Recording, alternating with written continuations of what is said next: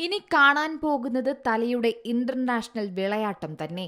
ഛോട്ടാ മുംബൈ വിദേശത്തേക്ക് പറക്കാൻ വിസ എടുത്തിരിക്കുകയാണ്. അതെ, ഇത് 2025 ലാലേട്ടന്റെ ലക്കി ഇയർ തന്നെ. ലാലേട്ടന്റെ വർഷം തന്നെയാണ് 2025.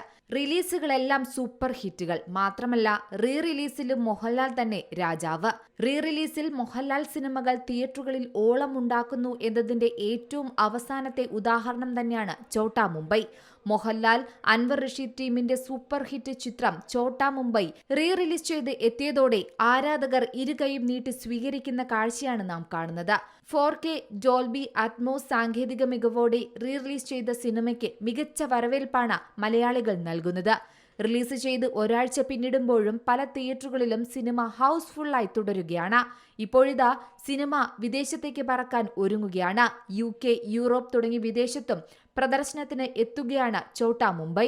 മാത്രമല്ല, കേരളത്തിൽ മാത്രം 7 ദിവസങ്ങൾ പിന്നിടുമ്പം ചിത്രം നിറഞ്ഞ സദസ്സിലാണ് ഓടുന്നത്. പല തിയേറ്ററുകളിലും സിനിമയ്ക്കായി എക്സ്ട്രാ ഷോകളടക്കം സംഘടിപ്പിക്കുന്നുണ്ട്. ജൂൺ 6-ന് റീ റിലീസ് ചെയ്ത ചിത്രം തിയേറ്ററുകളെ പൂരപ്പറമ്പാക്കി മുന്നേറുകയാണെന്ന് തന്നെയാണ് നമുക്ക് കാണുന്നത്. വൻ ഉത്സവ പ്രതീതിയാണ് ചിത്രം വീണ്ടും നേടുന്നത്. റീ റിലീസുകളുടെ ഓപ്പണിംഗിൽ മോഹൻലാലിന്റെ തന്നെ സ്ഫടികത്തിന്റെയും മണിച്ചിത്രത്താഴിന്റെയും പിന്നിലാണ് ഛോട്ടാ മുംബൈയുടെ ഇടം. വല്യേട്ടനെയും ദേവദൂതനെയും വീഴ്ത്തിയാണ് ചിത്രം കളക്ഷനിൽ മുന്നേറുന്നത്. ഞായറാഴ്ച മാത്രം കേരളത്തിൽ നിന്ന് ആകെ 70 ലക്ഷമാണ് ചിത്രം സ്വന്തമാക്കിയത്. ആഗോള ബോക്സ് ഓഫീസിൽ നിന്നാകട്ടെ 3 ദിവസം കൊണ്ട് 1.9 കോടി ഛോട്ടാ മുംബൈ നേടിയെന്നാണ് റിപ്പോർട്ടുകൾ പറയുന്നത്. അങ്ങനെ 18 വർഷങ്ങൾക്ക് ശേഷം വീണ്ടും തിയേറ്ററുകളിലേക്ക് എത്തിയ ചിത്രത്തെ പ്രേക്ഷകർ ഇരുകൈയും നീട്ടിയാണ് സ്വീകരിച്ചത്. ഇതുതന്നെയാണ് കളക്ഷൻ റിപ്പോർട്ടുകളും വ്യക്തമാക്കുന്നത്. ചിത്രത്തിന്റെ അഡ്വാൻസ് ബുക്കിംഗിന് മികച്ച പ്രതികരണമാണ് ലഭിച്ചത്.